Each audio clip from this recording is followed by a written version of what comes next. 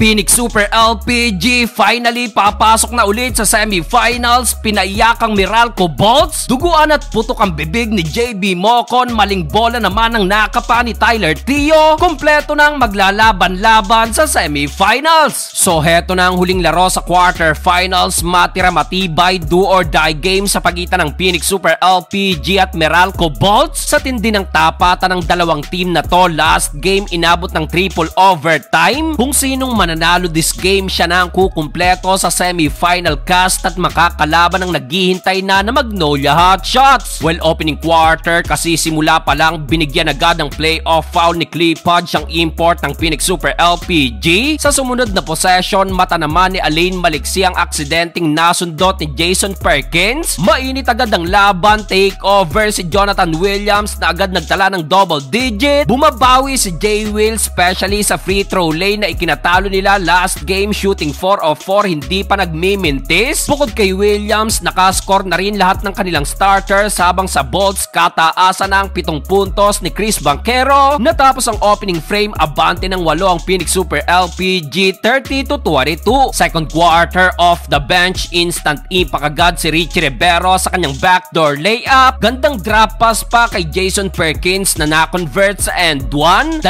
beses pang pinasabit ni Richie si Chris Newsome sa kanyang mga signature move. Aggressive naman sa offensive rebound si JB Mocon with back-to-back basket. Under 3-minute mark dahil sa wing 3-pointer ni Tyler Tio na maganang lamang ng LPG sa 17 points, 50-33. Nakagawa nga lang ng mini run ng Bolts sa panguna ni Bong Quinto na kumana ng back-to-back corner 3-point shot. Dahil dyan na ibaba ng Bolts ang lamang sa 12 points sa pagtatapos ng first half, 55-43. Start of the third quarter, duguan ang bibig ni Mocon ang mapakain ng siko ni Chris Banquero. Dahil dyan agad na inilabas si Mocon at dito bahagyang nagkaroon ng momentum ang Meralco Bolts. Finally, naitala na rin ni Chris Newsome ang kanyang unang field goal at under 7-minute mark. Baba na lang sana sa 6 lamang, 60-54. Kaso na foul trouble din agad si Newsome with 4th personal foul at nakaganti pa ng 10-0 run ng Phoenix Super LPG. Kumana ng back-to-back 3-pointer si RJ Azul at dito palo na naman ang lamang sa 17